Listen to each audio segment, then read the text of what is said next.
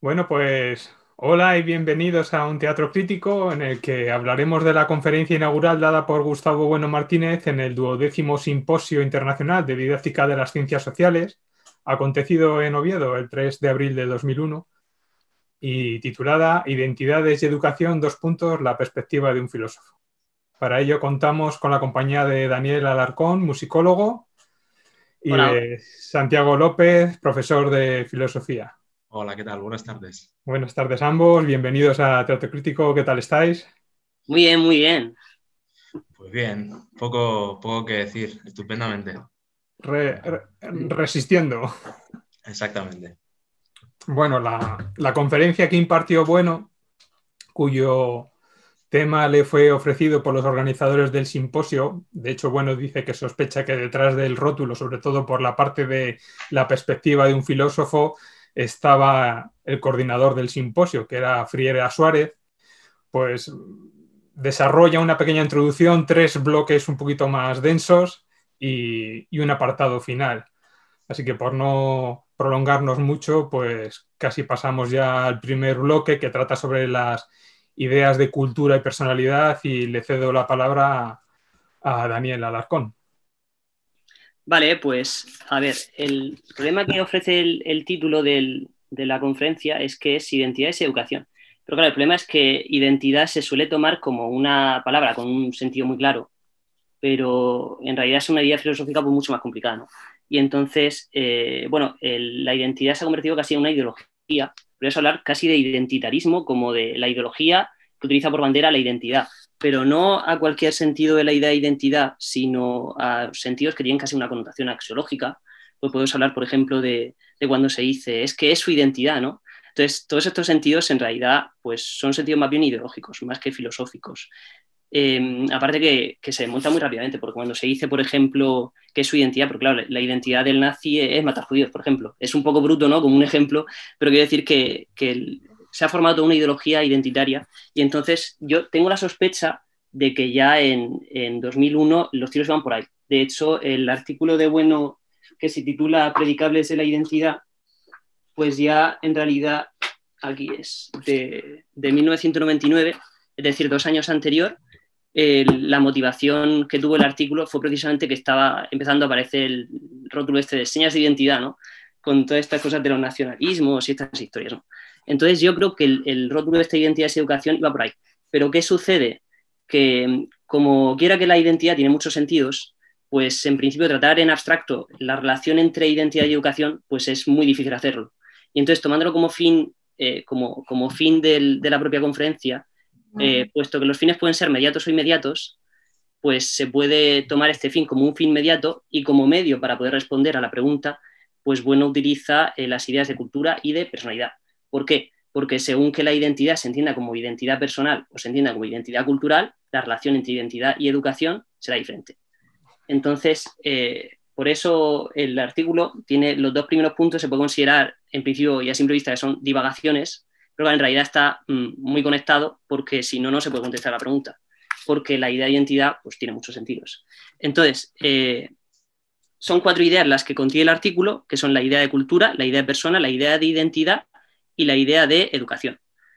Entonces, respecto a la idea de cultura y la idea de personalidad, que son las que aparecen en el primer punto de los 3 que contiene el artículo, pues la idea de cultura vuelve a ser otra idea filosófica que tiene también muchos sentidos. Entonces, eso es lo que conocemos como idea análoga. Una idea análoga quiere decir que pues, precisamente que tiene muchos sentidos, ¿no? Entonces, cuando este es un libro que está muy bien, ¿no? Cayetano, tratado sobre la analogía de los nombres. Y entonces, analogía, análogos, viene de logos, ¿no? Entonces, generalmente un nombre análogo quiere decir que es un nombre que tiene varios logos, o sea, tiene varios logos. Es un nombre que tiene varios logos. Esto los escolásticos lo tradujeron como ratio. Por cierto, el Echevarría este lo traduce como al castellano ya como concepto. Y otra vez se traduce de otra forma diferente, ¿no? Este logos, el traductor de la edición de Gredos de los tratados de lógica de Aristóteles lo traduce como enunciados o algo así. O sea, tiene muchos nombres distintos, o sea, tiene muchos significados distintos, ¿no? Entonces, el problema de la idea de cultura es que también tiene, a su vez, muchos significados, muchos sentidos, muchos logos, muchas ratios diferentes. Y entonces, bueno, distingue particularmente 2 ideas de cultura diferentes o 2 modulaciones Modulaciones es el término que utilizamos cuando una idea que es análoga queremos desglosarla en sus diferentes analogados, es decir, en sus diferentes sentidos o logos.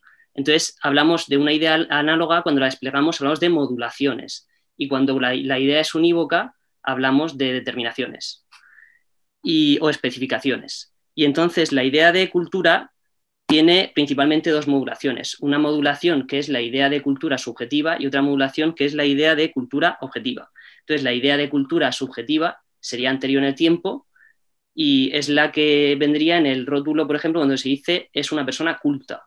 Es una persona culta, ¿no? Entonces, es un sentido subjetivo, porque la cultura hace alusión al propio sujeto directamente.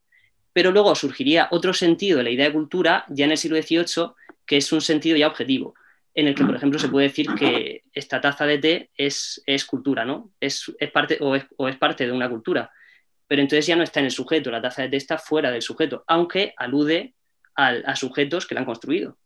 Y entonces ese es un sentido objetivo. Y ese surge en el siglo XVIII y además, bueno, establece genealógicamente que el origen de la idea objetiva de cultura, de la modulación objetiva de cultura, responde a una secularización de la idea de reino de gracia, del reino de la gracia teológico. Entonces, claro, esto en principio pues hay mucha gente a la que le puede sorprender y decir, ahora, estás diciendo que esta acepción pues, objetiva es una secularización del reino de la gracia o cosa teológica, pero en realidad no es extraño, porque hay multitud de ideas filosóficas y de muchos tipos que en realidad son secularizaciones. Y entonces, pues aquí, por ejemplo, en realidad es una tesis sociológica muy clásica, el que la idea de cultura tiene un sentido soteriológico, es decir, teológico, es una tesis ya clásica. Entonces, aquí, por ejemplo, hay un artículo que tengo aquí que se llama Elementos de una teoría sociológica de la percepción artística de Pierre Bourdieu. Y entonces Bourdieu pues, dice esto mismo. Habla de cómo la idea de cultura pues, desempeñó unas funciones legitimadoras de la clase burguesa, de forma tal que como ya no podía apelar pues, por ejemplo, a cuestiones de sangre, de raza, porque aquello se relacionaba con el antiguo régimen y con la aristocracia, pues entonces apeló a la cultura, ¿no? Entonces dice, de este modo, la sacralización de la cultura y del arte, sacralización, dice, esa moneda del absoluto que adora a una sociedad sometida al absoluto de la moneda, desempeña una función vital, contribuyendo a la consagración, es decir, de sacro, del orden social. Es decir, que en realidad es una tesis que bueno, establece genealógicamente, y esa es la novedad, filiándola al reino de la gracia, pero que en realidad sociológicamente que tenía esas funciones sociales es una tesis muy clásica, con lo cual no tiene que extrañar. Y luego ya hay un concepto antropológico que es el de esfera cultural. Y entonces el concepto de esfera cultural sería el sentido que tiene identidad cultural. Entonces, cuando se dice identidad cultural relacionada con la educación, hace alusión al sentido del concepto antropológico de esfera cultural introducido por Taylor en el finales del XIX, ¿no? Y entonces es el sentido que se utiliza, por ejemplo, el sentido de civilización o sociedad se hizo otras veces. Y entonces, pues, esfera cultural significa una cierta inmanencia, un espacio de inmanencia, donde las conexiones entre sujetos pues, se pueden aislar hasta cierto punto otras conexiones con otros sujetos distintos. Y entonces, por ejemplo, se habla de la esfera cultural anglosajona, pero dentro de la esfera cultural anglosajona hay otras esferas más pequeñas, o la esfera cultural china. Entonces, realmente ese concepto de esfera pues, es muy espacial, es muy ilustrativo, ¿no? Y entonces es el sentido de la idea de identidad cultural que puede tener cuando a uno le proponen esto de identidad y educación. Yo creo que iba sobre todo por ahí, ¿no? Pero luego hay un segundo sentido de la idea de identidad que puede estar relacionado con la educación, que es el sentido de la identidad personal. Luego, aparte de la idea de cultura, por cierto, hay muchos otros usos que algunos de esos, por cierto, están sin analizar y sería interesante. El uso, por ejemplo, de guerra cultural, ese es un término que ahora mismo se está utilizando mucho y que también habría que analizar qué sentido tiene la idea de cultura, probablemente muy mítica, por cierto, aunque, bueno, pragmáticamente, que tenga sus funcionalidades.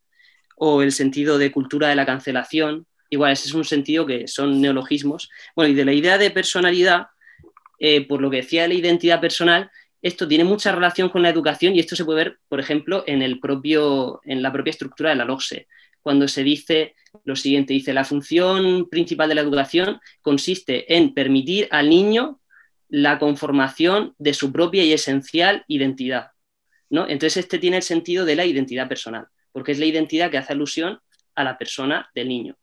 que es un sentido además, bueno, podría decir en este caso muy metafísico, ¿no? Porque, bueno, por lo que diremos, ¿no? Entonces el problema es que la idea de persona en sí también pues es una idea filosófica que tiene muchas formas de ser conceptualizada diferentes. Entonces, pues hay conceptualizaciones de la idea de persona psicoanalíticas, pues por ejemplo la de Jung, la más conocida, que hay una película también que se llama Persona, me parece que era de Bergman, ¿no?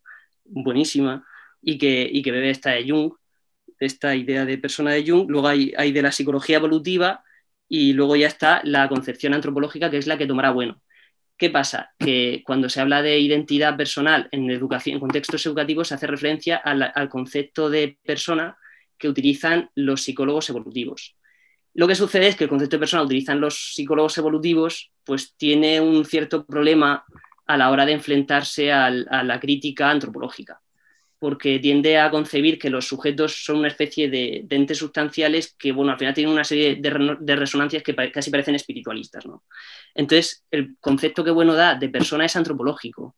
Y entonces esto implica que no tiene sentido que hablemos de la conformación de una propia y esencial personalidad incondicionada. Entonces dice, permitir al niño que forme su... No, permitir no se puede permitir, que en el sentido de que no es incondicionada, no es propia y esencial en el sentido individual, sino que es social.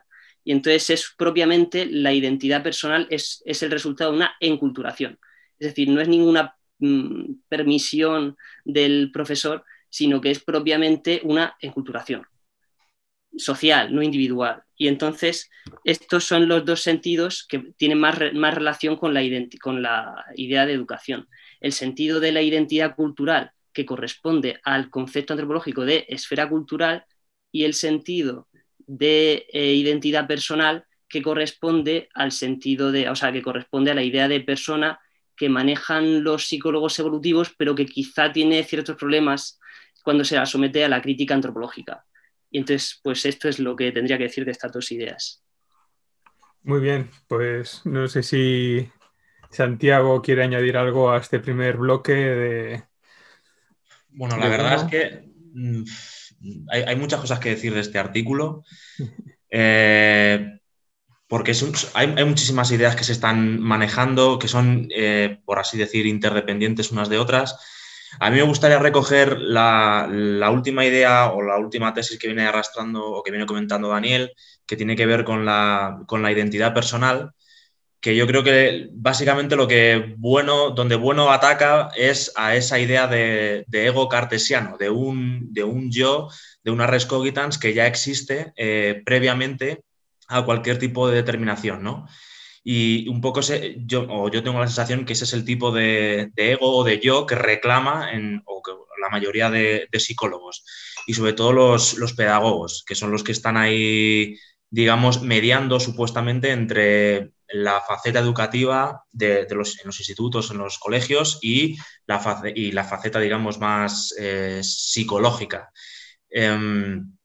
Entonces, lo que se pide desde un principio es un yo que ya está previamente conformado y al que habría que dejar vía libre o bien darle apoyos para que surja o para que aflore. Es decir, porque no hay nada que conformar, ya está dado. A lo sumo, estoy hablando desde una perspectiva, digamos, pedagógica, aunque es verdad que estoy hablando muy superficialmente, todo lo que cabría hacer sería añadir valores, que es otra cuestión que trata bueno en este artículo, añadir valores siempre y cuando, a saber qué valores, que no entren en contra de esa personalidad que ya está previamente formada y previamente diseñada. El problema que tienen es cuando queremos definir qué es esta persona o qué es esta sustancia, este ego cartesiano, al que precisamente ellos le quieren quitar todas las determinaciones. La persona, como la entienden ellos, es una persona a la que hay que apelar al margen de la raza, a la que hay que apelar al margen del país en el que está, etcétera, etcétera. Le van quitando todas las etiquetas, de tal forma que les queda un ego o un yo totalmente espiritual del que no se puede decir nada, pero que al mismo tiempo, a pesar de no poder decir nada de él, será por supuesto que es con el que se trabaja. Entonces yo aquí veo una especie de contradicción o de imposibilidad real de trabajo a la hora de concebir qué es la educación, que lleva pues a todos los problemas y a todos los formalismos que en este artículo también describe describe Gustavo Bueno, ¿no? ¿Y qué más puedo decir? Pues sobre el tema de los formalismos, que es algo que trata, como he dicho, que trata Bueno, pues que se están olvidando. Es verdad que explica Bueno en este artículo que una operación que se puede hacer, por así decirlo, es la de disociar en el análisis elementos que en la realidad no se pueden separar, por mucho que, como digo, podamos en el análisis disociarlos para observarlos desde distintas perspectivas. Entonces, yo lo que veo en el plano educativo es apoyándose en este ego cartesiano del que venimos hablando, totalmente libre de determinaciones. La educación pedagógica se está centrando sobre todo en aquellos elementos psicológicos que supuestamente permiten al ego desarrollarse o aprender. Y no es que desde el materialismo filosófico se nieguen los procesos psicológicos de aprendizaje, sino que lo que se está diciendo es que no todo aprendizaje es educación, por mucho que todo proceso educativo tenga elementos de aprendizajes psicológicos. Entonces, pues bueno, la educación hoy en día se ha quedado con los aspectos meramente formales y no materiales que efectivamente se dan en la educación y no en el aprendizaje. Y bueno, pues como todas las personas, independientemente de su sexo y de su raza, son iguales, para no tener que confrontarnos con nadie, que es lo que la realidad de entrada pide, pues vamos a centrarnos solo en los aspectos meramente psicológicos, porque como digamos a nivel de especie, pues podemos compartir todos los elementos necesarios del aprendizaje, ahí no entramos en colisión con nadie. Pero claro, aprender por aprender, que es lo que piden los pedagogos, pues no lleva a ningún sitio. Nos estamos poniendo un velo porque la realidad no solo te pide aprender, sino que te pide aprender unos contenidos y por tanto ya no es aprender, es educar. Y ahí es donde entramos en confrontación y termino brevemente con todos los pedagogos. Yo creo que este artículo viene muy, muy al caso con este suceso atroz que ha pasado recientemente en Francia con el profesor de historia, no recuerdo ahora su nombre, y con todo el respeto, pero de alguna forma él ha sido víctima de algo que estaba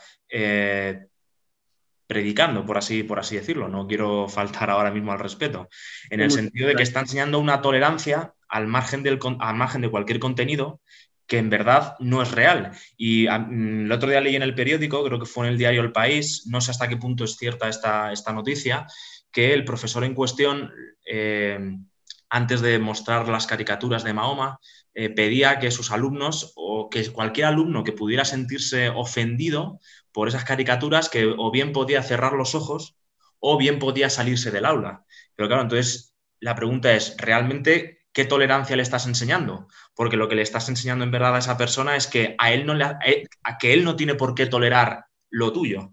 Pero claro, supongo que este profesor, con esa ideología que tiene, si le obligase a ver lo que está viendo, o esa caricatura, pues él mismo, el profesor en cuestión, se estaría considerando un intolerante.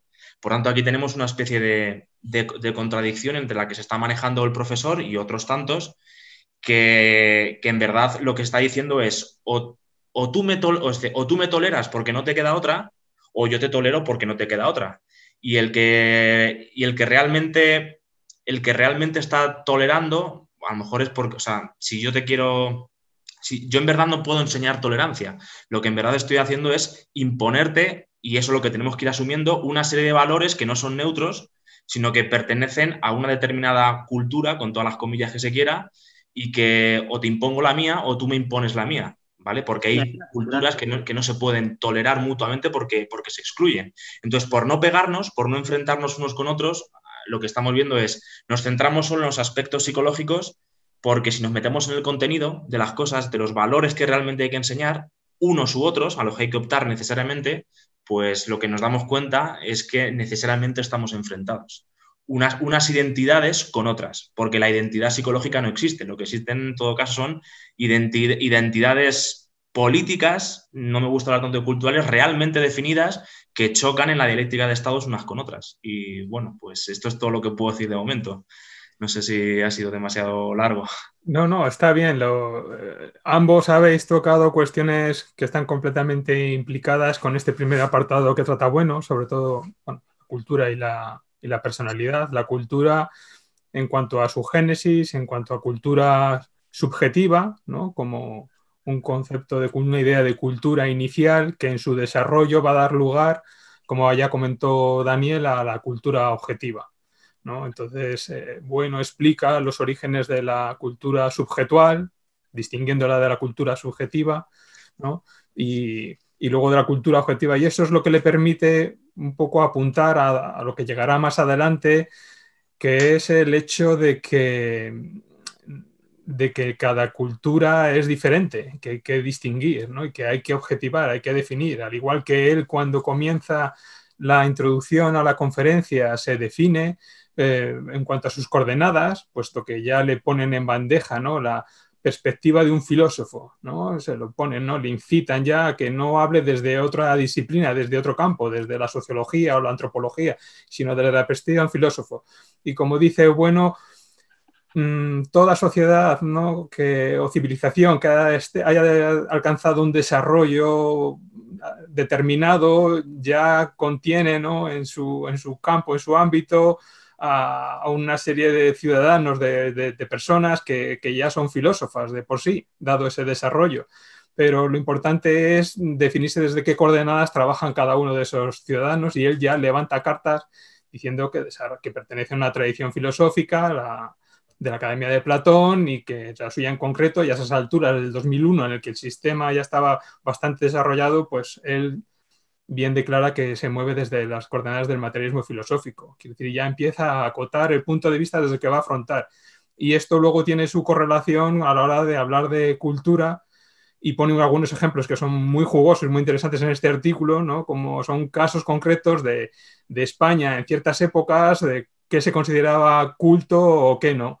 Y como visto ahora visto desde la distancia, pues podemos valorar, juzgar y entender de distinta manera, y ver cómo han ido variando, ¿no?, esos aspectos culturales, que hacen que la idea de cultura se vaya modulando, y que de hecho es muy, muy bonito, muy interesante el cómo traza el desarrollo desde la idea subjetual inicial, que tendrá su reflejo, ¿no?, en la agricultura, ¿no?, y cómo se va desarrollando, la metáfora del paralelismo entre el terreno, ¿no?, el campo virgen y el alma sin cultivar, ¿no?, que todos habríamos perdido a raíz de Adán, ¿no?, y de su pecado primero, y cómo el cultivo de la tierra tiene su problema en el cultivo de la persona, y esto hace que se convierta en una persona culta. Pues sobre todo hay una cuestión que a mí me ha llamado mucho la atención en este primer apartado, cuando hablan de cómo las mujeres, para ser consideradas cultas, tendrían que desarrollar una serie de estudios o de habilidades sociales, conocimiento de piano, hablar un poco francés, distinguir París de Londres, de Napoleón III, ¿sabes?, de otro historiador, etcétera. Y cómo eso se va modulando, y cómo tiene su repercusión estas ideas fuerza, como es la idea de cultura, cómo tiene su repercusión a lo largo del tiempo, porque hoy en día muchas veces está en la palestra de los debates la cosa de por qué hay más chicas que estudian ciertas carreras y no otras, y precisamente aquí, bueno, ya apunta que a mediados de los años 50 del pasado siglo ya había ciertas carreras que daban esa cultura a las chicas, pero no otras.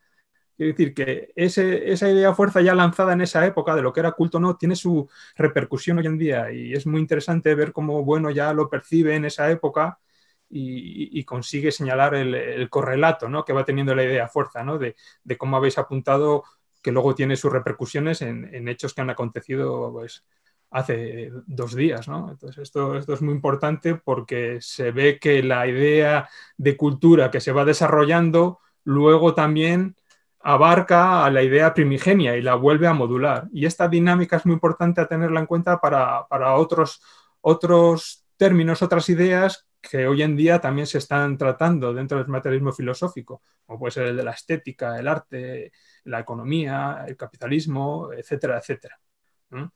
Entonces, bueno, pues yo creo que está muy bien apuntado lo que habéis dicho y si queréis, pues pasamos al segundo bloque que tiene que ver con la idea de identidad y sus dos modulaciones fundamentales. Así que, Santiago, si quieres ahí comentarnos algo de este bloque.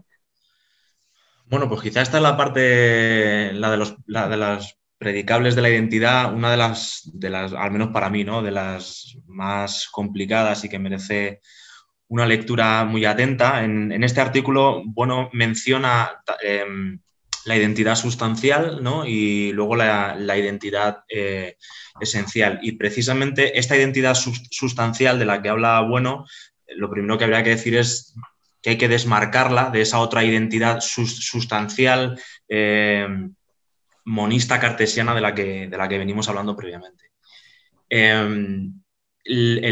Al menos yo entiendo que la intención de Bueno de explicar, siquiera brevemente, esta idea de identidad sustancial desde las coordenadas del materialismo filosófico es deshacer, como digo, este ego cartesiano y ver todas las consecuencias que pueda tener entender la identidad sustancial desde este otro punto de vista. Me explico. Si no hay un sujeto psicológico previo conformado ya a priori, por así decir, empleando términos kantianos, ¿qué es aquello que realmente decimos cuando estamos diciendo o afirmando que existe la identidad? ¿Es un mero concepto o es una mera idea tautológica que no aporta nada o realmente tiene algo más que decir?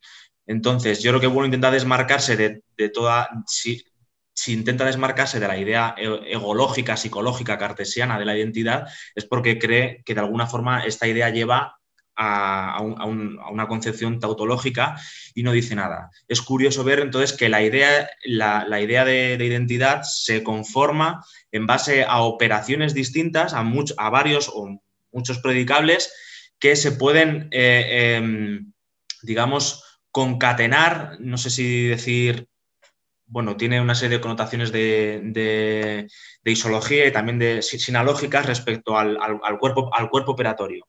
Es decir, yo no soy un yo que luego va, por ejemplo, a que le hagan un DNI, sino que digo que soy yo en virtud de ese DNI que opera cuando alguien lo reconoce a este cuerpo egológico, o sea, a este cuerpo operatorio que entrega o que enseña una ficha, ¿no? Entonces, a mí me gustaría, no sé si es una tesis o una pregunta más bien que me gustaría lanzar y es ¿qué es lo que permite que este cuerpo, que este sujeto operatorio, no psicológico, del cual se predican todas esas variables, ¿no? que conforman la identidad operatoriamente, qué es lo que permite que arraiguen o que se puedan predicar de mí a nivel político, Y precisamente a mí me gustaría lanzar la tesis de que la identidad no puede ser tal tampoco sin un Estado y sin unas estructuras administrativas que hay detrás. Entonces, lo digo para... Si traemos, por ejemplo, a referencia todos los movimientos independentistas que están reclamando que se les reconozca su identidad, todos esos predicables, por ejemplo, si se predica de ti que eres, pues no sé, que tienes una especie de etiqueta cultural catalana cuando ejerces poder hablar catalán. Bueno, es que eso solo lo puedes hacer en virtud de que tienes un Estado, ahora mismo el español, que te permite que tú por la calle puedas hablar y efectivamente ejercer ese predicable, por ejemplo, de hablar catalán, o de comerte una butifarra, o de, pues no sé, de otros tantos predicables culturales que se dicen que son catalanes. Por eso yo creo que se puede afirmar rotundamente que es que la cultura catalana hoy en día, como identidad que muchos sujetos se predican de sí mismos, solo es posible desde un Estado, en este caso el español, que tiene la fuerza de otorgarte, digamos, ese derecho. Que no es que te lo reconozca porque tú ya lo tengas en esas predicables en tu ego psicológico, sino que precisamente esos predicables o identidades se dan solo en el acto en el que el Estado te lo está permitiendo de facto, permite de facto que los ejerzas, ¿no? Y esto lo digo ¿para qué? Para que entiendan todos los movimientos independentistas que de alguna forma atacar el Estado español, querer independizarte, por ejemplo, es pegarte un tiro en el pie porque posiblemente estés impidiendo, salvo que venga algún otro Estado a mantenerte o a rescatarte, poder seguir ejerciendo esas etiquetas catalanas que dices tú que conforman tu identidad, que no es que estén previamente, sino que las ejerces gracias al Estado que te otorga las suficientes, ¿cómo decirlo?, herramientas frente a otros estados para que tú puedas seguir ejerciendo esas etiquetas culturales, ¿no? Pues no sé, esto es un poco lo que me atrevería a decir por encima. Muy bien. Yo creo que habría que recordar brevemente, si me permite, Daniel, antes de pasarle la réplica, la aportación a este segundo bloque. Es interesante recordar la diferencia, ¿no?, que se establece entre unidad e identidad, que viene a colación de lo que has dicho. Precisamente cerca de donde vivo yo hay un pinar con varios elementos de ejercicio a través de una ruta que puedes ir ejerciendo, y uno de ellos consiste en dos bloques. Uno de ellos... Perdón, Alberto, es que sin la unidad del Estado español no pueden ejercerse todos los predicables de la identidad, en este caso catalana. Es un poco a donde yo quería ir, pero te dejo ahí. Sí, no. Esa es la idea. En estos elementos de ejercicio hay dos travesaños paralelos unidos solidariamente por otros maderos que están tumbados y que a simple vista pues parecen una valla. Pero junto a él está la misma estructura, la misma unidad, pero en vertical, de manera que los dos travesaños paralelos unidos solidariamente por los otros que son perpendiculares, pues tienen la forma de una escalera. Quiere decir que la unidad es la misma, pero la identidad varía, ¿no? Que viene a colación simplemente como aporte a lo que decías tú, y que tiene todo que ver con la cuestión nacionalista, etcétera. Vamos, sin distraeros más, paso la palabra a Daniel. Sí, decía Tiago, y lleva razón, que hay un problema de fondo en la cuestión del formalismo y de la falta de toma de partido que hay, pues quizá en gremios pedagógicos y demás. Pero claro, el problema no es tanto que haya una falta de toma de partido, sino que hay una falta de toma de partido EMIC. ETIC sí hay una toma de partido. Entonces esa es quizá la trampa de la neutralidad, que cuando se dice, por ejemplo, educación en valores, EMIC hay una neutralidad, pero ETIC está relativamente claro cuáles son los valores que hay que impartir, ¿no? Entonces la trampa de la neutralidad es precisamente esa, y es que la neutralidad siempre es aparente. Es decir, en la práctica, cuando tú asépticamente analizas al que se dice neutral, está tomando partido continuamente. Entonces, el problema es ese, sobre todo. Que, por ejemplo, cuando se dice educación en valores, ¿qué valores son? ¿Son cualesquiera valores? No, son los valores particulares, hegemónicos y normativos de la ideología socialdemócrata dominante en el momento presente. Y entonces, ¿qué valores son esos? Pues son el multiculturalismo, son el indigenismo, el feminismo, el queer, todas estas cosas, esos son los valores, no otros. Entonces, el pretender ser neutral, esa es la trampa, porque de hecho están tomando partido. Entonces, el que desde fuera lo está viendo y dice, vale, son neutrales, no hay problema. Ese está engañado, lo están engañando, porque no es verdad, no son neutrales. Realmente cuando dicen educación en valores, ellos no están diciendo valores en abstracto, no están diciendo queer, están diciendo indigenismo, están diciendo multiculturalismo, están diciendo feminismo, etc. ¿Cuál es la consecuencia de eso? Que de repente te encuentras lo que pasa en Francia. Y te dices, ¿cómo puede ser? Claro, pues es que eso es la consecuencia de la educación en el valor del multiculturalismo. Entonces, que tenemos que tolerar al Islam. Claro, y ahora viene con la historia esta de la intolerancia, la intolerancia es la tolerancia. No es verdad, la intolerancia de la intolerancia es intolerancia. Pero es que a veces hay que ser intolerante. ¿Cuál es el problema? Claro, que ahora se está utilizando este lema, pues pretendiendo oponerse a otras ideologías que no es el caso. Pues, por ejemplo, diciendo que ciertos partidos son fascistas, cuando no es el caso, ¿no? Y sobre todo, utilizando desde las posiciones a las que Popper ataca, ese lema precisamente para vertirlo sobre las posiciones que Popper apoyaría en el momento presente. Y entonces esa es la trampa que se está utilizando también con la idea de tolerancia. Entonces vivimos continuamente en este tipo de dialécticas capciosas que son a las que hay que escapar, ¿no? Entonces también decía al principio el tema del identitarismo, y es que claro, una cosa es la idea de identidad filosófica, que es aséptica, no tiene connotaciones axiológicas per se, pero luego hay toda una ideología organizada, pues tomando como punto de partida, como idea-fuerza, este es el concepto que tiene bueno, introduce bueno de idea-fuerza, que sobre la idea de identidad, ¿no? Y entonces el problema de este identitarismo es que de hecho no es solamente utiliza la identidad en un sentido axiológico, sino que además la utiliza en un sentido metafísico. Y entonces ese es un problema no solamente de índole moral, que podamos decir, sino que es que además es un problema ontológico de fondo, ¿no? Entonces, como ejemplos, por ejemplo, decíamos que hay una identidad esencial y una identidad sustancial, ¿no? Entonces, podemos encontrar ejemplos en el momento presente, tanto de identidad esencial, metafísica, en el caso educativo, como de identidad sustancial, metafísica, también en el caso educativo. Entonces, por ejemplo, de identidad esencial, metafísica, un ejemplo que se repite mucho, sobre todo, por ejemplo, yo lo vi en el caso valenciano, pero se utiliza mucho, ¿no? Cuando dicen, es que los valencianos o los vascos, o lo que sea, dicen, no conocen su propia identidad cultural, o directamente dicen a veces, no conocen su propia cultura.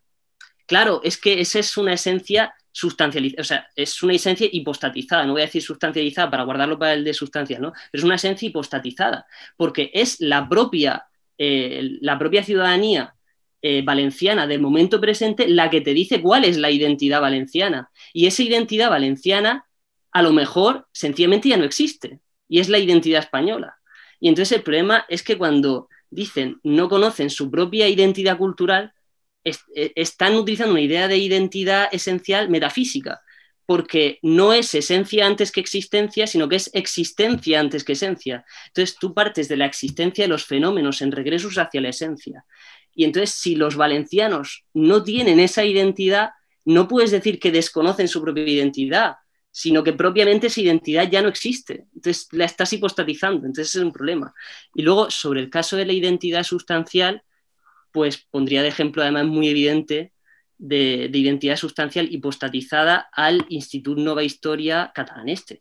Que claro, y empiezan a reinterpretar la historia y de este es catalán, este es no sé qué. Claro, la cuestión no es simplemente en una cuestión de cuna. Es decir, no es cuestión de que Cristóbal Colón o fulanito, menganito, naciese en el entorno geográfico de la actual Cataluña. No es eso, sino que tienen el interés y la motivación de hacer que Cristóbal Colón o quien sea nazca en el territorio geográfico de la actual Cataluña porque conciben una identidad catalana eterna, o sea, prácticamente eterna, que se remontaría a Cristóbal Colón y de la cual participarían los actuales catalanes. Y entonces, al genealógicamente poner a Cristóbal Colón como catalán, entonces ya esto pues implica un prestigio enorme de la identidad catalana, porque la identidad catalana se la están llevando a la época de Cristóbal Colón, ¿no? Y entonces ese sería otro ejemplo de identidad sustancial metafísica que también tiene que ver con la educación, porque luego todo esto, cuando dicen historia de Cataluña y empiezan la historia de Cataluña en vaya a saber cuándo, pues entonces aquí está operando la idea metafísica de identidad sustancial. Todo esto tiene que ver con el identitarismo como ideología. Y ojo, que esto también se ha hecho en la historia española, no lo pongo en duda. Quiero decir, un caso paradigmático que se utiliza mucho, yo soy musicólogo, y entonces un caso histórico fantástico, porque además es utilizar para reírse, porque verdaderamente produce un poco de risa. Hay una historia de la música de Mariano Soriano Fuertes que dice, historia de la música española. ¿Y dónde comienza la música española? En los fenicios. Dice, bueno, hombre, pero decir esto que los fenicios son españoles es un poco, ese sería un ejemplo también, ¿no? Pero claro, el caso es que hoy en día no va por ahí, sino que va en sentido contrario. Entonces, ya prácticamente España no existe desde el punto de vista historiográfico hasta Felipe V, y Cataluña, pues el Instituto Nova Historia ya pretende casi que Cataluña existe en tiempos de Cristóbal Colón, Cataluña es eterna, Cristóbal Colón participa de una identidad catalana que comparte con los actuales catalanes y todas estas historias, ¿no? Entonces esto tiene un efecto político fundamental y son todo trampas porque es metafísica. Entonces eso es lo que yo tendría que decir. Eso es, sí, tiene mucho que ver con lo que comentábamos al principio de cómo la idea subjetual de cultura se desarrolla, ¿no? Por procesos históricos, se va modulando hasta una cultura objetiva que luego vuelve a reformular las anteriores, ¿no? Pues sí, muy parecido con el caso que estás contando, cómo historiográficamente, ¿no?, se reinterpreta la historia para tapar, ¿no?, subvertir, emponzoñar, pues toda la historia El detrás caso del para... PSOE con la Segunda República, como si fuesen el mismo PSOE, lo cual es tremendo, porque vamos, bueno, y manipulando también diciendo que el PSOE inventó la seguridad social.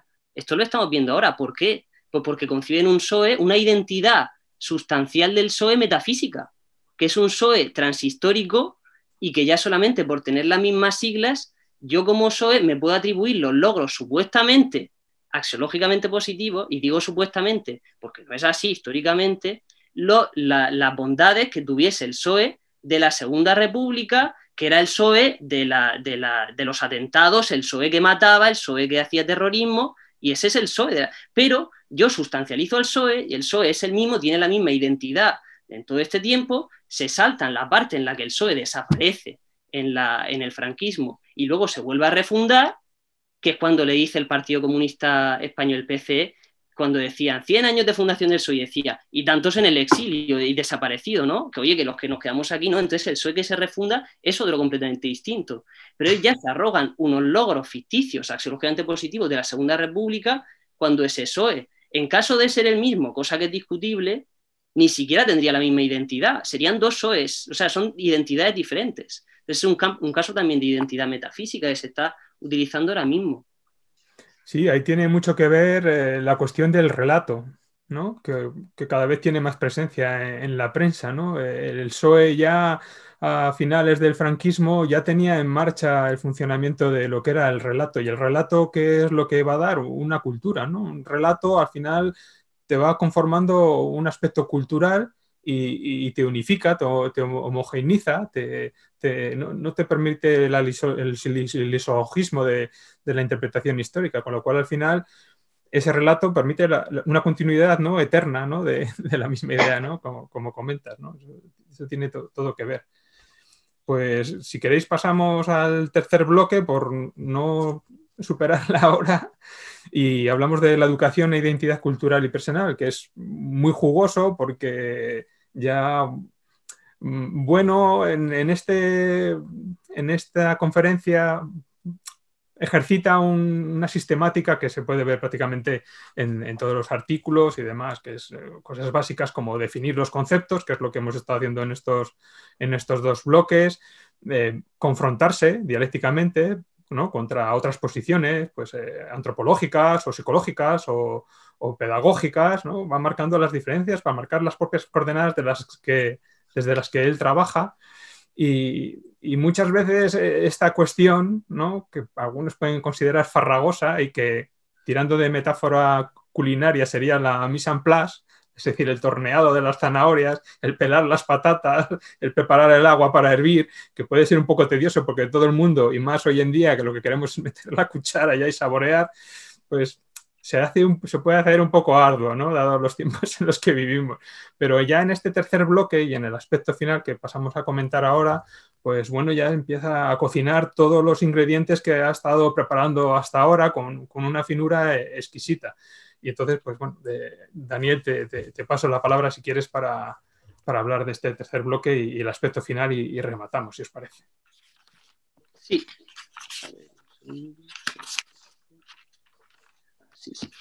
Vale, pues yo de este tercer bloque sacaría a colación, particularmente, y al resto se lo dejo a Tiago, el tema de la distinción materia-forma en pedagogía. Claro, materia y forma suena una cosa muy arcaica, ¿no?, que remite a Aristóteles y la teoría ilemórfica, y entonces esto, pues hay algunos que les puede sonar muy raro, ¿no? Pero realmente la cuestión está en que la distinción entre materia y forma está continuamente operando en ámbitos pedagógicos. Entonces, esta distinción la podemos ver sobre todo, pues, por ejemplo, cuando se habla de contenidos y método, ¿no? Cuando se dice de forma de explicar o explicación y contenidos. Esa es la distinción entre forma y materia. No necesariamente la escolástica ni la aristotélica, porque se puede interpretar la distinción entre materia y forma de muchas maneras distintas, ¿no? Entonces, como la distinción materia y forma está operando continuamente en pedagogía, bueno, propone una clasificación de las doctrinas pedagógicas, las fundamentaciones de la idea de educación, en general, no pedagógicas, pero bueno, es que eso de la pedagogía es otra historia que también convendría tratar, ¿no? Porque la pedagogía probablemente es una filosofía de la educación y esto de las ciencias de la educación, etcétera. Bueno, de hecho es curioso porque me saqué algunos planes de estudios y cuando bueno, solamente de la Complutense, por ejemplo, solamente aparecía en uno el nombre de filosofía, en otros aparecía teoría. Claro, teoría, cuando dicen teoría, así en abstracto, es filosofía. Cuando se dice, eso es lo que introdujo Althusser, ¿no? Para evitar la palabra filosofía por las connotaciones metafísicas que puede tener, entonces utilizan teoría, ¿no? Otras veces utilizan fundamentos, otras veces dicen estudios, claro, todo eso es propiamente filosofía, ¿no? Y sobre todo en lo que tiene de saber de segundo grado, porque parte de las ciencias auxiliares, que son la sociología de la educación, la psicología del desarrollo aplicada a la educación, etcétera, ¿no? Y entonces la filosofía como saber de segundo grado, que presupone esos saberes de primer grado, que es lo que es la pedagogía, sería una filosofía de la educación. Pero bueno, eso es un tema muy general y no quiero entrar. El caso es que sobre doctrinas de la idea de educación, la distinción entre materia y forma es muy fructífera porque permite distinguir, entonces, bueno, apela a Max Scheler en su teoría de teorías éticas, la distinción entre formalismo y materialismo. Porque Max Scheler distinguía entre formalismo ético y materialismo ético, ¿no? Pero, aunque bueno aquí aplica esta distinción de Max Scheler y no añade más, a ver, aquí, y no añade más alternativas, bueno, lo tengo por aquí. El caso es que yo añadiría otras dos alternativas, aquí con cierta licencia, entre otras cosas para clasificar la posición del propio Bueno y la posición del materialismo filosófico, ¿no? ¿Por qué? Porque en el sentido de la vida, que por cierto es del 96, es decir, es unos años anterior, Bueno, cuando trata la distinción de Max Scheler de materialismo y formalismo, lo que hace es incorporar como alternativas una alternativa que considera que la fundamentación ética es al mismo tiempo formal y material y una alternativa que considera que la fundamentación ética es ni formal ni material, ¿no? Y entonces, aquí lo tengo, entonces dice, pero con todo nos parece que la distinción en la forma dicotómica que le imprimió Max Scheler no recoge todos los tipos posibles de respuestas a la cuestión de la fundamentación de la moral, sino que más bien recoge los dos tipos límite de respuestas posibles. Hay que agregar otros dos, la respuesta negativa, y fundamento ni formal ni material, y la respuesta afirmativa, es decir, fundamento a la vez formal y material. Entonces, esto aplicado a educación, pues tendríamos un formalismo pedagógico límite y un materialismo pedagógico límite, y luego tendríamos un materialismo formalista pedagógico y un ni material ni tal, que en este caso no tendría cabida, ¿no? Porque implicaría negar la propia realidad educativa. Y entonces en este caso no vamos a encontrar opciones. ¿Qué opciones tenemos de la distinción, o sea, de que el fundamento es tanto material como moral, o sea, como formal? Pues prácticamente todas. Lo que pasa es que encontramos ciertas posiciones que en el límite, vectorialmente, apuntan a un formalismo puro o apuntan a un materialismo puro. Y entonces, ¿qué quiere decir formalismo o materialismo en este sentido? Pues formalismo respondería a aquellos pedagogos, principalmente digo pedagogos porque esa es la tendencia en la pedagogía, ¿no? De hecho, es algo que también analiza Sánchez Tortosa en su libro El culto pedagógico, habla del problema de la pedagogía como un problema de formalismo. Y entonces esto también es de lo que se da cuenta. Bueno, ya voy a traer un ejemplo. ¿Qué sucede? Que los formalistas, no voy a decir pedagogos, pero los formalistas enfatizan que los problemas de educación son sobre todo problemas en la forma de explicar. Es decir, son problemas formales, ¿no? Y entonces, o problemas metodológicos. Esto sería más característico del formalismo pedagógico.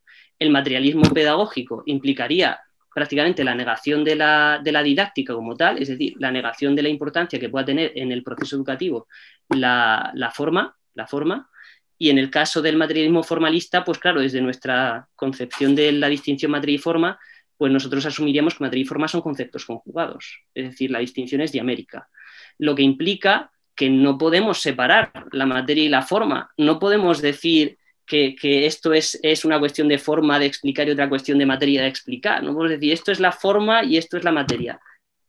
No, son lo mismo. Entonces son dos perspectivas de lo mismo. Esa sería la posición más pura que yo creo que habría que atribuir al materialismo filosófico en lo que tiene que decir en su concepción nosológica de lo que respecta a la pedagogía, ¿no?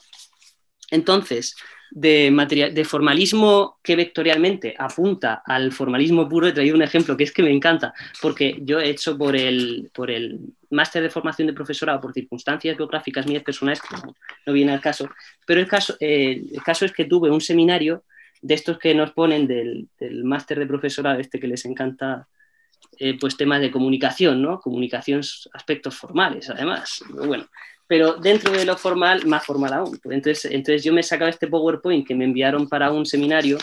He tapado el nombre del que lo hizo, por respeto, ¿no? Pero me trae el PowerPoint porque entonces aquí no sé si se ve bien, pero dice lo siguiente. Dice que en la comunicación, por tanto en la educación y en la enseñanza, porque era un máster de formación de profesorado, las palabras cuentan el 7%, el 38% la voz se refiere a pues el timbre que ponga, si hablo así o hablo así, pues este tipo de cosas, ¿no?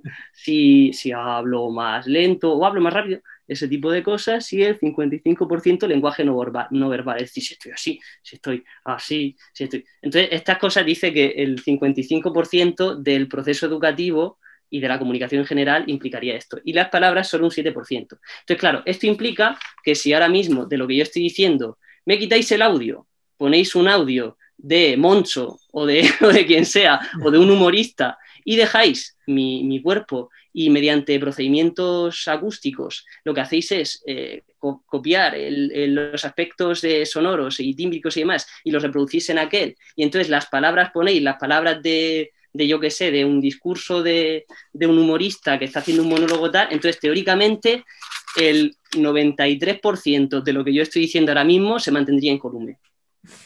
Esto es fantástico.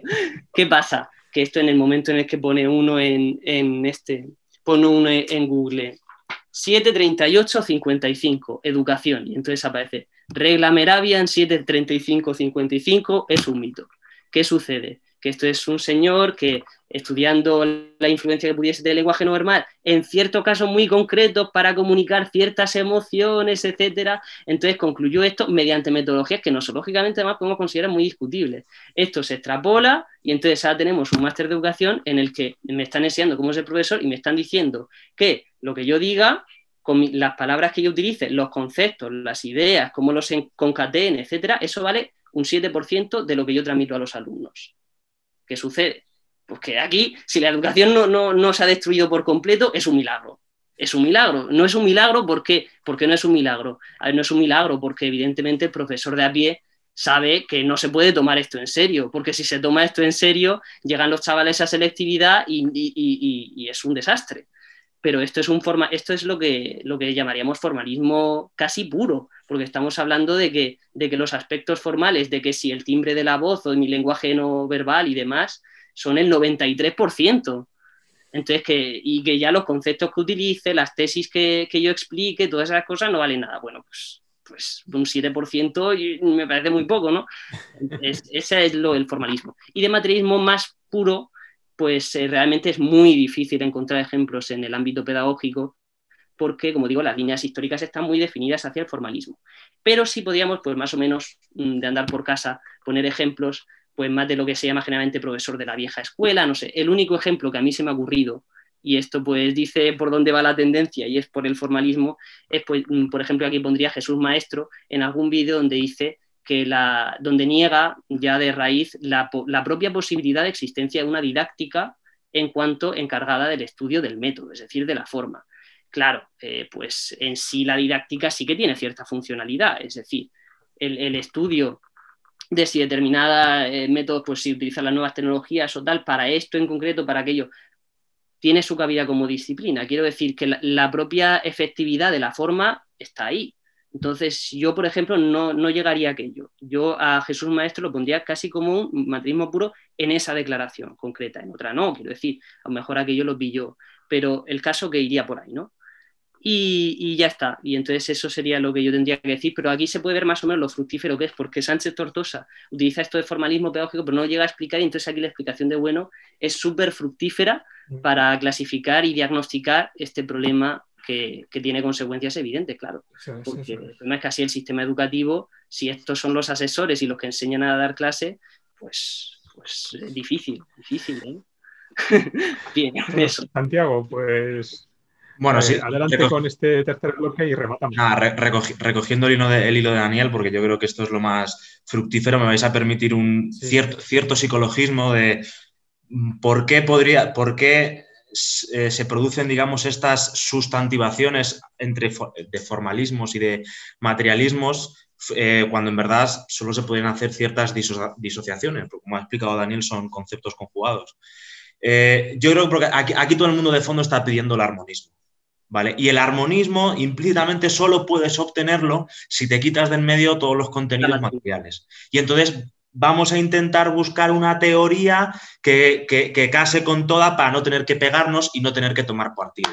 Y aquí está el problema, el bonismo. Y esto se ve también pues, en la separación, no solo en la educación, sino también con esa burda distinción que se suele hacer en las clases de filosofía entre ética y moral, fuera del materialismo filosófico, quiero decir, donde la ética es esa especie de fundamentación de las distintas morales. Es decir, vamos a quitar del resto de los contenidos reales, efectivos, de las distintas morales, lo que nos haga enfrentarnos y vamos a ver si encontramos elementos formales que permitan armonizarlo. Esto es lo que está de fondo. Esta necesidad, por eso he dicho, que me permitáis el psicologismo, de tender al armonismo para no tener que tomar partido y enfrentarte con otras posturas o con otras culturas, ya que venimos trabajando esta idea, ¿no?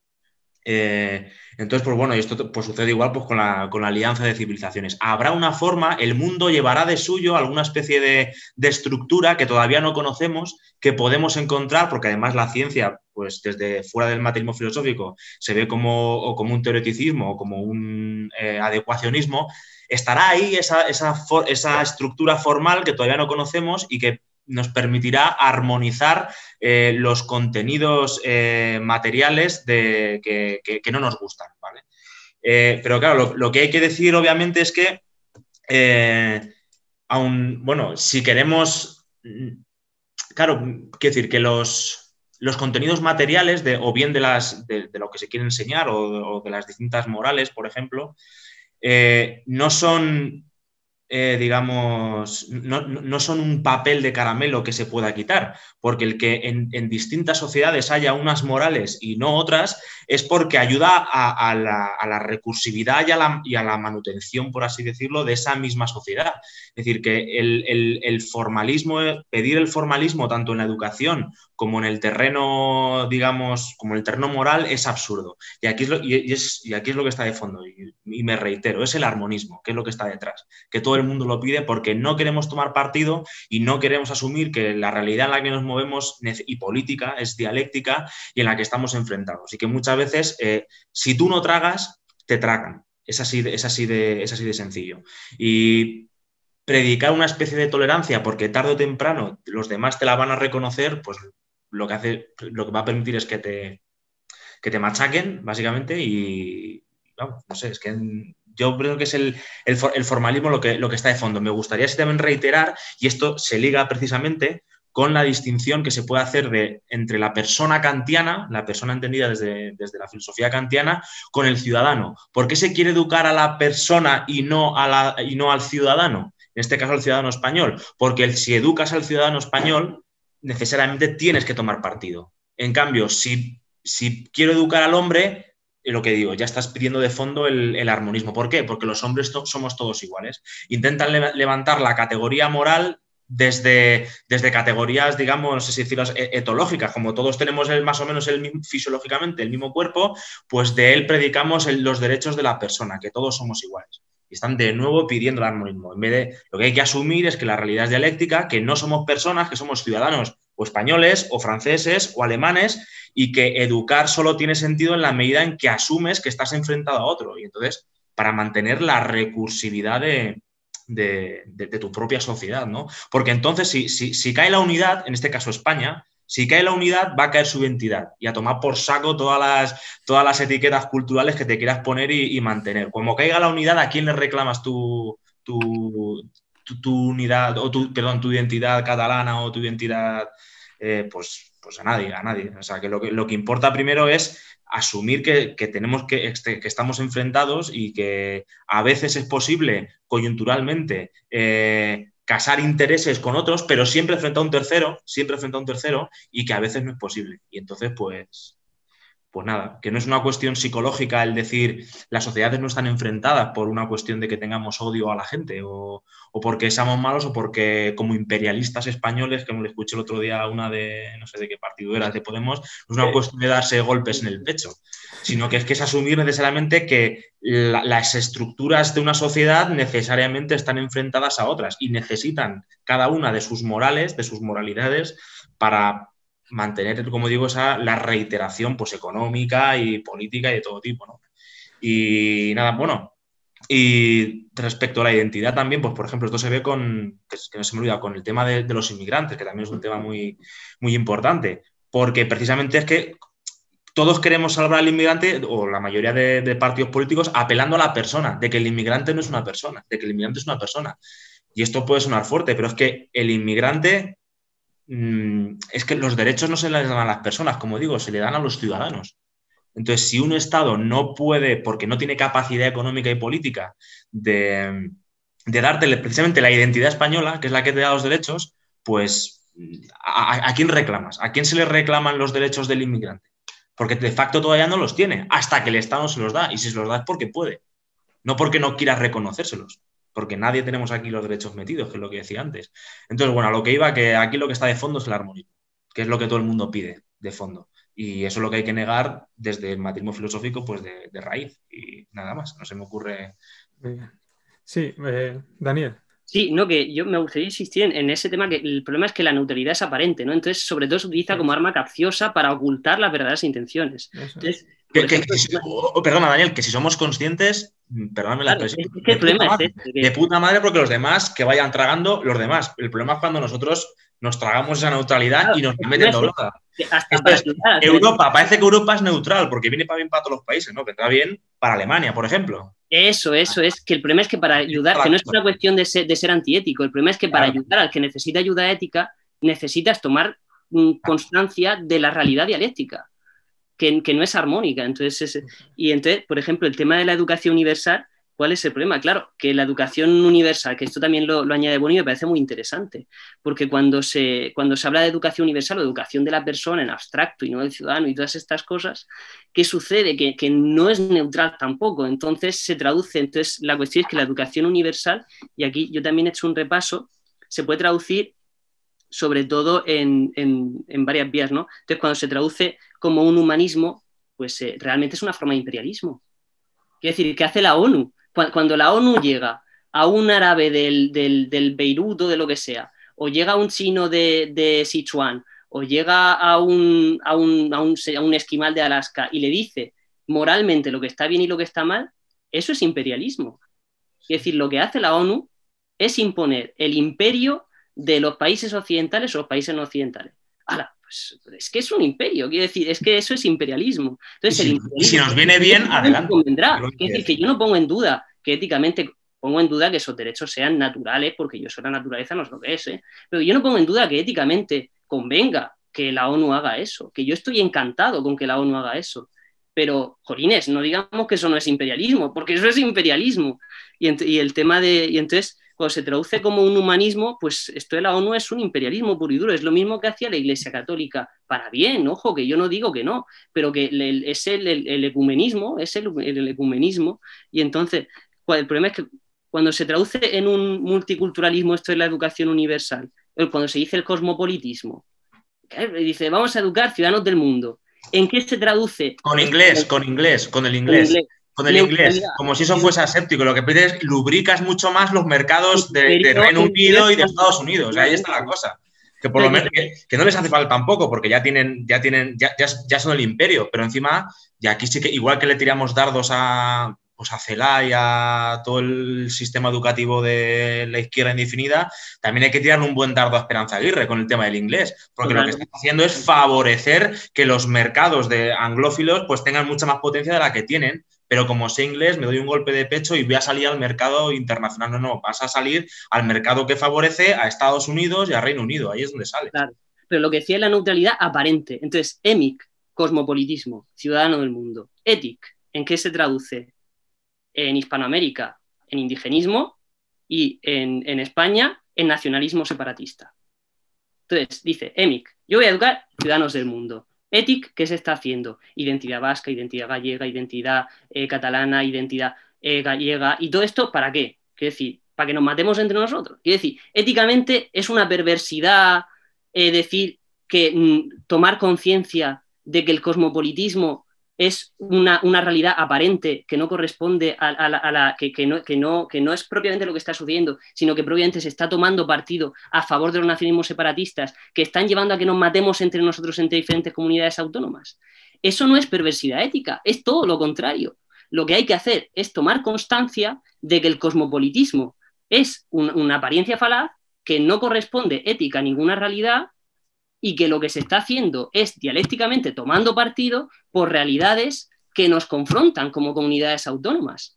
Y entonces esto éticamente es muy preferible fomentar la educación del ciudadano español para que nos llevemos bien entre nosotros que apelar a un cosmopolitismo que se traduce en nacionalismo separatista para que nos matemos entre comunidades autónomas.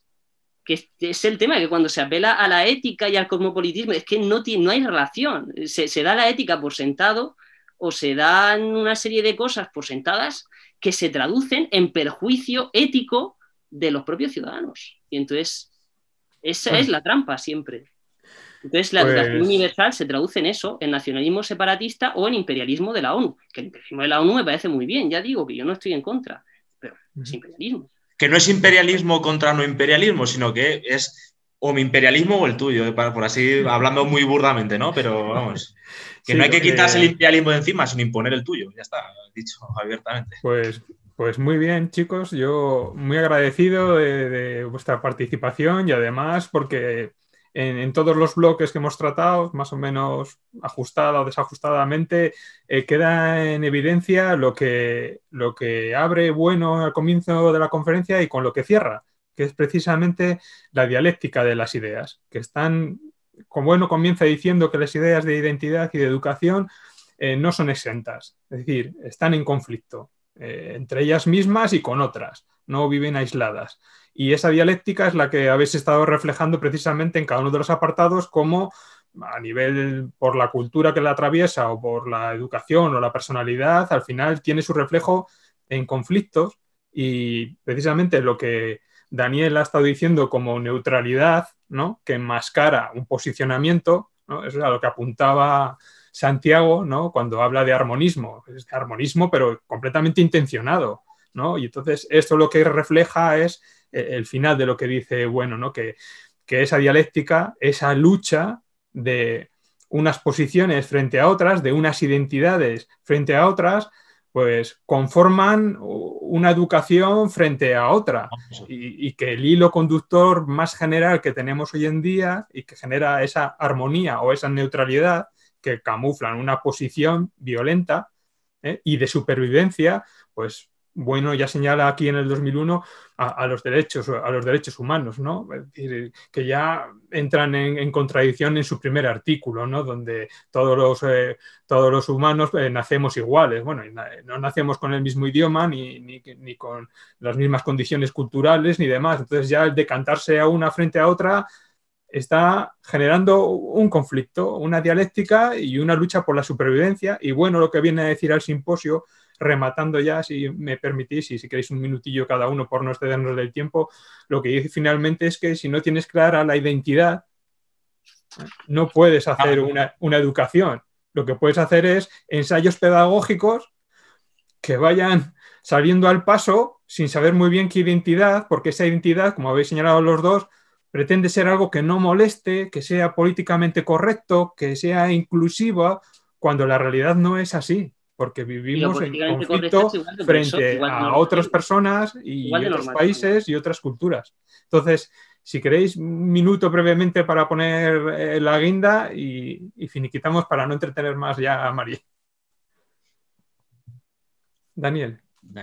No, eso que decías, por ejemplo, que decías de que no moleste lo políticamente correcto y demás. Claro, es que ese es otro ejemplo más de armonismo émic, pero dialéctica ética. Porque cuando se habla de lo políticamente correcto, por ejemplo, que es algo que ahora ya casi que se utiliza más con connotaciones axiológicas negativas que con connotaciones axiológicas positivas. Nació con connotaciones axiológicas positivas. ¿Qué sucede? Que lo políticamente correcto es otra forma de normatividad. Esto es algo que, de hecho, los propios, entre comillas, digo entre comillas porque no es tan fácil, los propios postmodernos se dan cuenta. Entonces Judith Butler también dice, ojo, es que eso de hablar de la subversión, cuando la subversión se convierte en norma, deja de ser subversión. Y entonces el problema es que esa apariencia de neutralidad, de que no moleste, vamos a ser correctos y políticamente correctos y tal, claro, es que todo esto se convierte en una nueva forma de opresión, en una nueva forma de normatividad. Entonces, la neutralidad sencillamente no es posible. Si tú quieres éticamente satisfacer una serie de fines, tienes que tomar partido y tienes que tomar conciencia de que no se puede no tomar partido. Entonces, ya eso es lo último que yo diría. Muy bien, Santiago. Pues nada, simplemente decir, para resumir un poco, que Kant se disuelve cuando la realidad comienza, que es lo que hay que empezar a quitar de encima. Y nada, simplemente, pues que con respecto a la educación, respecto al libro que ha mencionado antes Daniel, de Sánchez Tortosa, del culto pedagógico, no sé si me queda clara la tesis, si realmente José está defendiendo la tesis de que, creo que no, pero que en la educación debería haber solo una fase de instrucción, refiriéndose solo a los conocimientos, digamos, meramente técnicos. Yo quiero resaltar la importancia no solo de la instrucción, sino de la educación. Pero claro, como venimos diciendo, ¿por qué educación? Por la educación del ciudadano español, de su historia. Bueno, es que la historia es falsa porque es un campo político. Bueno, muy bien. Pues lo que quiero es imponerte es mi normatividad para poder ganar o imponérsela al resto de estados. Entonces, instrucción, que yo de todas formas no sé hasta qué punto la instrucción está exenta creo que no puede estar de componentes políticos, porque al final, creo, como bien explica Bueno en este artículo, los conocimientos de las materias más técnicas, como puedan ser las matemáticas o la tecnología, son unos contenidos demasiado amplios que requieren a su vez de una selección concreta de qué contenidos vas a dar y qué no, cuáles vas a predominar más y cuáles no. Y el criterio para ver por qué contenidos te demarcas o cuáles no, pues también tiene que ser político, a lo mejor en función de las necesidades que ese Estado tenga en un momento dado, ¿no? Entonces, que lo que quiero decir es que la instrucción, por mucho que también parezca aséptica, no está desligada totalmente de los intereses políticos de la nación política de esos ciudadanos a los que se instruye y no solo educa. Veamos, entonces, necesidad de instrucción, por supuesto, teniendo en cuenta los intereses de la nación, y educación, por supuesto, pero la de los ciudadanos españoles, la de una historia que favorezca la identidad española, pero por la importancia que tiene política mantener la unidad que permite esa identidad, precisamente. Entonces, pues, nada, esto es todo lo que se me ocurre decir. Alberto. Pues muy bien dicho, ahí queda. Lo interesante a mayores es que, como se ve, el artículo, que es extenso, son 45 páginas prácticamente, pues tiene muchos matices y muchos decimales que dan mucho recorrido a muchas de las cuestiones que se tratan en otros ámbitos, ¿no?, desde el punto de vista filosófico, y por eso pues invitamos a todos los que han visto esto que se pasen a echar un ojo al artículo para que saquen nueva artillería con la que disparar o defenderse. Muchas gracias a los dos y que nos veamos pronto en nuestro Teatro Crítico. Muchas gracias. Ya, a ti, Alberto. Hasta luego. Adiós. Adiós, ¿sabes? Adiós, María. Hey, buenas. Hola. ¿Qué tal, Daniel? Muy bien, muy bien. Ya por lo menos te puedo poner cara. Careto, el mío ya es careto. Mira, Torquemada veo ahí. Hombre, vamos a hacer un poco de publicidad subliminal. De Gran Inquisidor. ¿Ese libro de quién, Me suena. De Iván Vélez, ha salido el 21. Hace 2 días. Acudan a su librería de confianza. ¿Qué tal? Buenas tardes a todos. Buenas tardes. Hola. Marí, ¿aquí se me ve? ¿Aquí bien? Hola, María, ¿qué tal? Buenas tardes. Marí, a ti no te veo. Es como el jefe de Los Ángeles de Charlie. Bueno, Daniel, un gusto conocerte ahora ya un poco más en persona, que no te he dicho nada. Igualmente.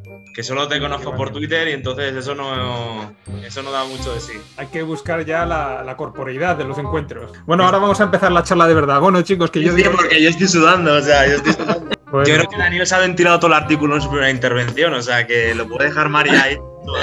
María, cuidado con las tomas falsas, ¿eh? Bueno, María, muchas gracias por todo. María, gracias por soportarnos. Buen fin de a todos, chicos. Bueno, adiós, buen fin de semana. Te veo en Twitter, Daniel, te veo en Twitter. Sí. Venga. Bueno, adiós.